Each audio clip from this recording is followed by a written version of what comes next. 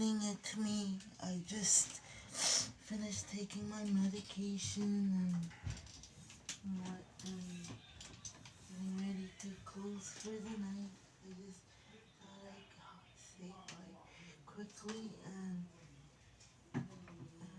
yeah. Um, uh, yeah, went to work today and then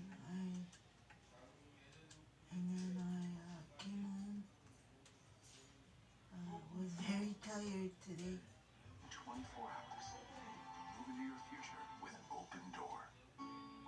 Your mental health is better, but having uncontrollable body movements called TD, tardive dyskinesia, can feel embarrassing. I asked my doctor about treating my TD with Ingrezza. Number one prescribed Ingrezza reduced TD movements by greater than 10 times, with most seeing a response as early as 2 weeks. And you can keep taking most mental health meds. Ingrezza can cause depression, suicidal thoughts, or actions in patients with Huntington's disease. Call your doctor if you become depressed, have sudden behavior, mood changes, or suicidal thoughts. Don't take Ingrezza if allergic.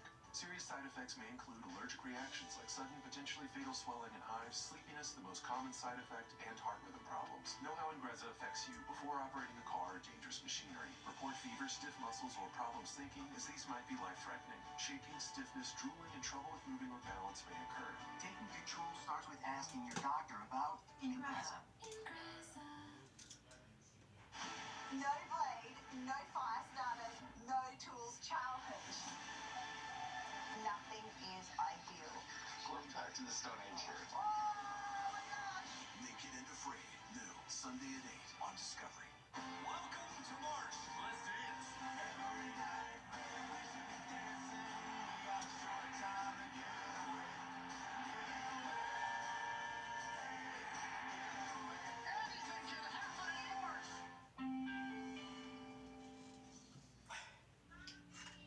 In this video journal made shortly before her death, Elise McDessie claimed she had been raped and sexually assaulted by 5 co-workers at the Oceana Naval Air Base. On the tape, she claimed she reported these incidents to her superiors and had been ignored, so she threatened to go public. Very soon, I'll have enough evidence. Send in the media, and then something will be done. But the Navy denied Elise McDessie ever filed one single claim, let alone 5. I was her superior, and my immediate superior was a very tough female, tougher than me.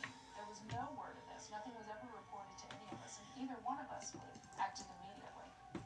One of the men Elise named in her journal was Quincy Brown, the man found shot to death in her apartment.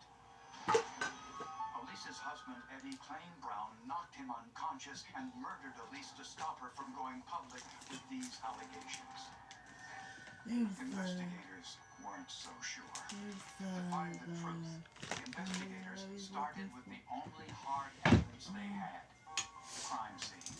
We wanted fresh eyes, somebody to really tell us something that we weren't able to see. Virginia Beach police contacted Ross Gardner, a nationally recognized crime scene analyst.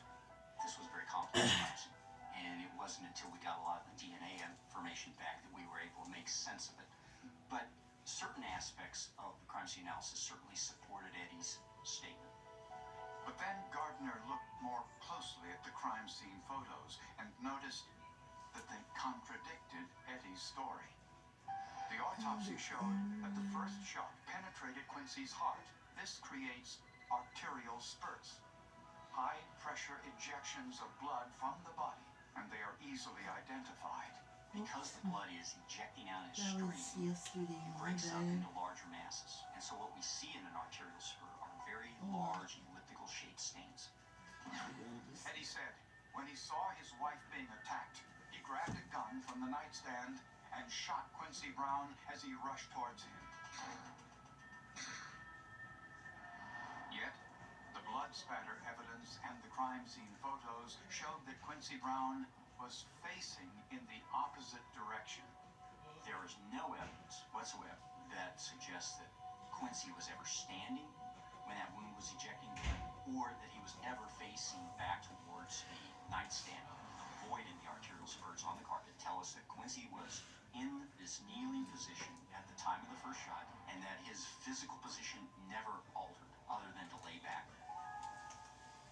I didn't know. Investigators now had a theory that Eddie McDessie was involved in an elaborate scheme.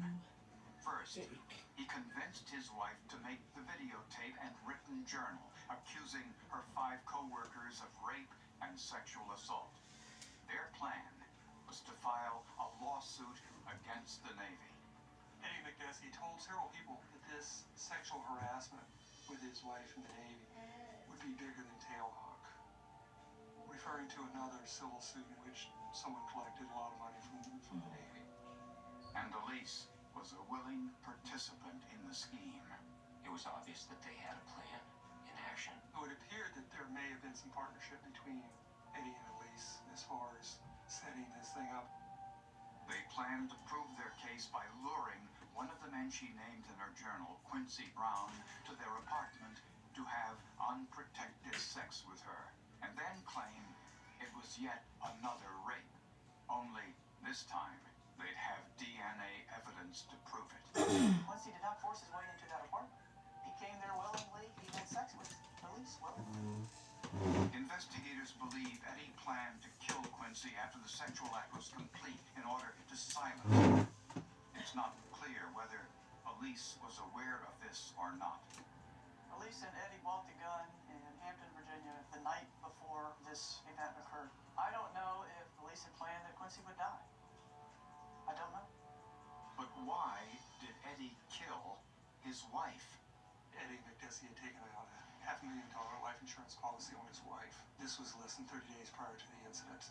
That's a lot of money to have in a life insurance policy for a sailor who has no family fortune, is not earning but a low rate in the Navy, not making much money. This, plus an additional $200,000 from her Navy life insurance, was a significant payout. The 7 deadly sins, greed is my favorite, and this man loved his money, and he was willing to sacrifice innocent people for $700,000 so he could live the good life. And he could pin her murder on Quincy Brown. He's a cold-blooded killer. Ironically, Elise helped plan, organize, and carry out her own murder. The only thing that changed is Elise was double-crossed and she was killed in the process as well. Eddie's plan was almost too perfect. How good a night are you, Sir Duncan the Tall? Who will stand and fight with me?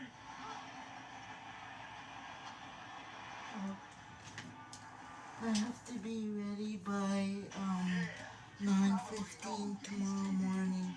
Touchdown! But guess what? There's another TD, tardive dyskinesia. It causes uncontrollable movements, constant blinking, finger tapping, mouth and tongue movements. Tardive dyskinesia is caused by certain prescription mental health medications. It's true. So I have talk to your doctor and visit an theotherTD.com appointment to learn about TD and tomorrow treatment options that can I help. believe at What do you 10 about 10 a.m. And so I have to be ready by 9:15 tomorrow morning. So yeah, I went to work today. I thought it was just a fatty liver, but it's actually MASH. It's serious. It's scarring my liver, and it requires more than losing weight. Restifra is made for MASH.